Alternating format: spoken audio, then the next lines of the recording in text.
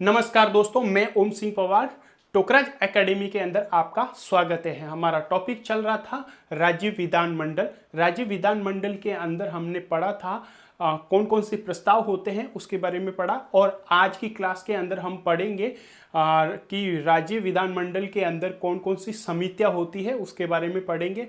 और राज्य विधानमंडल के अंदर 4 जांच समितियां होती है और 4 ही प्रमुख समितियां होती है, उसके बारे में पढ़ेंगे। सबसे पहले कि राजस्थान विधानसभा के कार्य संचालन के लिए, राजस्थान विधानसभा के कार्य संचालन के लिए और सहायता के लिए कितनी समितियों का गठन किया गया है? 22 समितियों का गठन किया गया है, यानी 22 समितियों की व्यवस्था की गई है। राजस्थान विधानसभा के कार्य के संचालन यानी सुचारू रूप से कार्य संचालन के लिए 22 समितियों की व्यवस्था की गई है, जिसमें से 4 वित्तीय समितियां हैं। कितनी? 22 में से 4 वित्तीय समितियां हैं और 17 स्थायी समितियां हैं। 17 स्थायी समितियां हैं। 22 में से तो 4 वित्तीय समितियां हैं और 17 स्थायी समितियां हैं और एक अस्थायी समिति है। फिर उसके बाद में वित्तीय समितियों के अंदर क्या क्या होता है?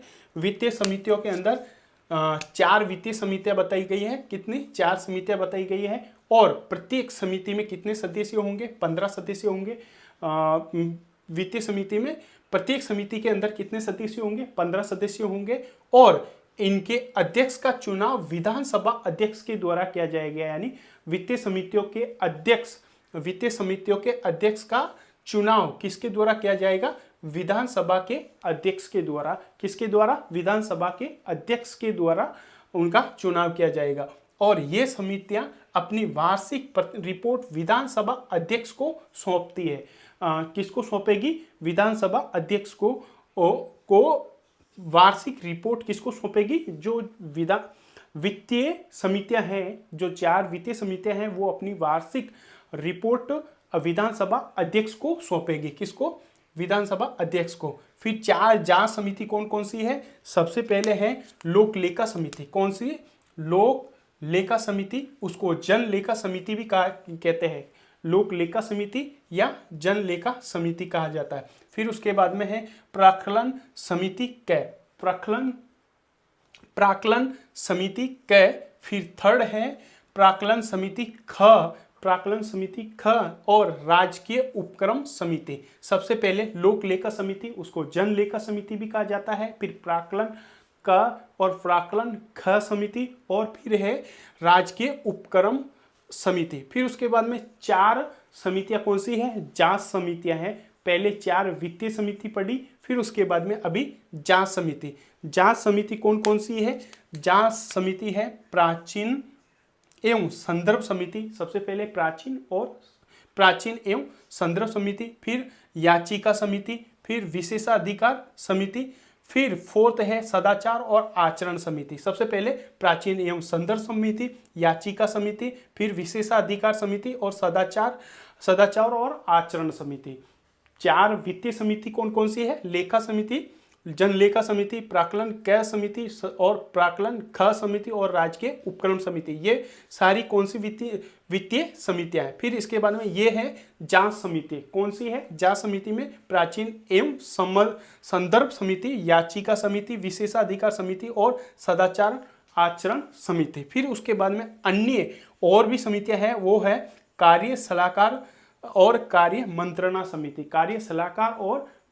समिति। फिर उसके बाद में नियम समिति और नियम उप समिति भी अन्य प्रकार की समितियां हैं। फिर उसके बाद में कौन पढ़ेंगे अपन? लोक लेखा समिति।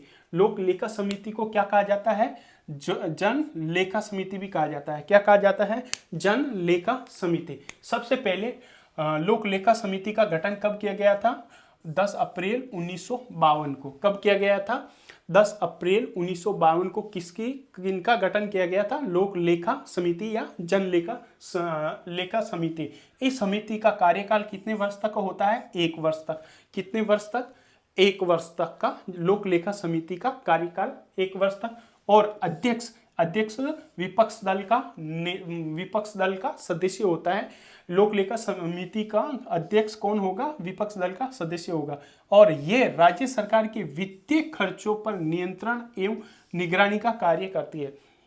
जब पूछा जाए है कि राज्य सरकार के वित्तीय खर्चों पर नियंत्रण एवं निगरानी का कार्य कौन सी समिति के द्वारा किया जाता है, तो आंसर होगा लोक लेखा समिति या जन लेखा समिति। उनका गठन 10 अप्रैल 1952 को किया गया था। फिर उसके बाद में दूसरी समिति आती है प्राक्कलन का समिति। प्राक्कलन का समिति सबसे पहले इसका कार्यकाल भी कितने वर्ष तक होता है? 1 वर्ष तक। कितने वर्ष तक? 1 वर्ष तक। और इस समिति के अंदर 17 विभागों से संबंधित प्रशिक्षण का काम सौंपा गया है। यानी प्राक्कलन का समिति को कितने विभागों का? 17 विभागों से संबंधित प्रशिक्षण करने का काम सौंपा गया है। कितने विभागों का? 17 विभागों का क्या काम सौंपा गया है? प्रशिक्षण करने का काम सौंपा गया है। सबसे पहले कौन सा विभाग? उद्योग एवं खनन विभाग। उद्योग एवं खनन विभाग, फिर सार्वजनिक निर्माण विभाग, वित्त विभाग, शिक्षा विभाग, विधि एवं न्याय विभाग, आबकारी एवं कर विभाग, वन एवं ऊर्जा विभाग आदि विभाग आते हैं जो प्राक्कलन कै समिति के द्वारा प्रशिक्षण संबंधी कार्य करने का कार्य सौंपा गया है प्राक्कलन कै समिति को। कौन सी समिति को? प्राक्कलन कै समिति को। फिर उसके बाद में थर्ड समिति आती है प्राक्कलन ख समिति। पहली कौन सी थी? प्राक्कलन कै समिति। प्राक्कलन कै समिति को कितने विभागों की? 17 विभागों का प्रशिक्षण कार्य करने का काम सौंपा गया है। उसका कार्यकाल 1 वर्ष तक होता है।